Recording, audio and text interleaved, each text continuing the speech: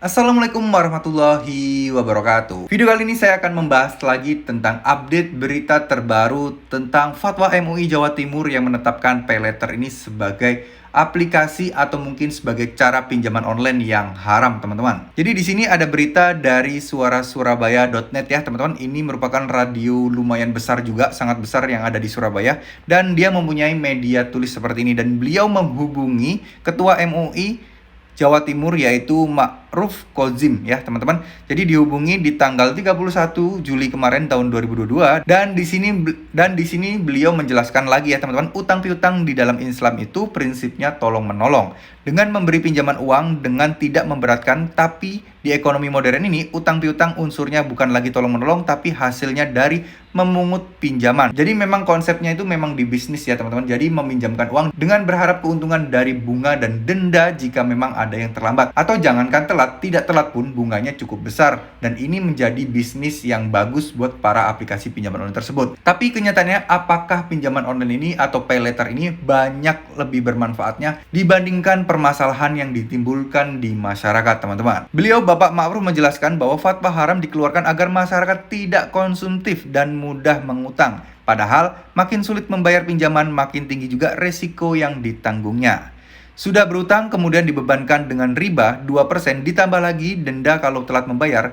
Kalau dalam bulan tertentu tidak membayar akan datang debt collector. Nah, ini maksudnya 3 bulan telat bayar akan datang debt collector ya, teman-teman. Itu yang secara prinsip bertentangan dengan agama, mencegah masyarakat biar tidak jatuh pada mudorot yang besar. Nah, kalau kita baca dari beberapa keterangan dari Bapak Ma'ruf ini, yaitu selaku Ketua MUI Jawa Timur, beliau ini lebih memperhatikan kondisi keadaan lingkungan di masyarakat ya, teman-teman, di mana banyak banget yang terjerat aplikasi pinjaman online atau paylater seperti ini. Mungkin kalau pinjaman online banyak orang yang sudah tahu ya, teman-teman, bahwa ini memang menyesatkan, ini susah. Nah, ternyata paylater ini orang menganggapnya itu berbeda dengan pinjaman online. Ya, memang berbeda sih sistemnya, karena kan paylater itu mirip-mirip seperti kartu kredit sebenarnya. Jadi kita beli sesuatu lalu kita bayar di bulan depannya, seperti itu ya. Tapi ini kan intinya juga pinjaman-pinjaman juga. Bedanya kalau paylater, kita pinjam untuk membeli barang, tapi kalau pinjaman online biasanya kita menerima dalam bentuk uang tunai. Ya, memang bukan rahasia umum ya, teman-teman, kalau paylater ini memang dikemas semenarik mungkin bahwa ini merupakan solusi dan yang sangat menolong sekali buat kita yang pengen beli sesuatu tapi kita masih belum punya uangnya. Jadi ini terkesan di media-media, memang terkesan dibikin iklannya itu semenarik mungkin dan menjadi sebuah solutif ya, sebuah alat atau sebuah aplikasi yang memberikan solusi banget, teman-teman.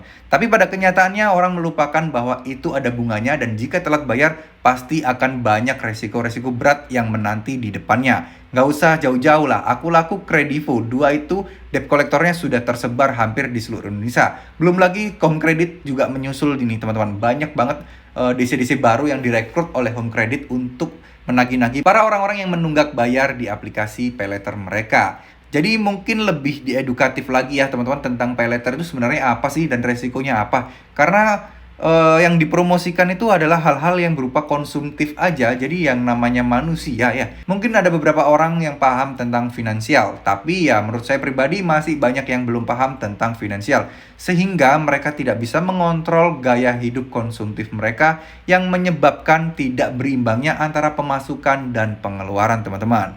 Jadi di sini jelas ya. Jadi kalau misalnya memang dipikir-pikir MUI mengeluarkan fatwa haram seperti ini, alasannya sudah jelas. Dan apakah MUI ini lebih peduli tentang masalah paylater dan pinjaman online dibandingkan OJK?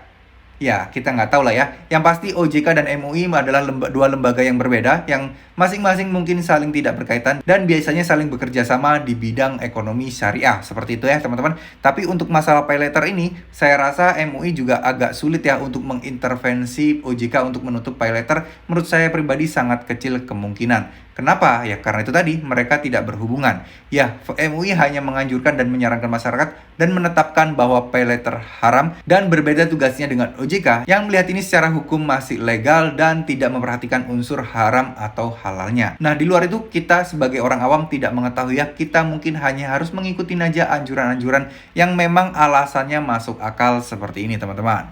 Ya, semoga video ini bisa bermanfaat dan semoga video ini bisa memicu kita untuk belajar lebih giat lagi tentang masalah finansial. Di mana finansial itu penting untuk kita ketahui di zaman modern saat ini, teman-teman. Ya, agar kita tidak mudah dibodohi, kita tidak mudah ditipu, dan kita tidak mudah terjebak di investasi abal-abal yang terus membuat kita merugi, teman-teman. Terima kasih. Wassalamualaikum warahmatullahi wabarakatuh.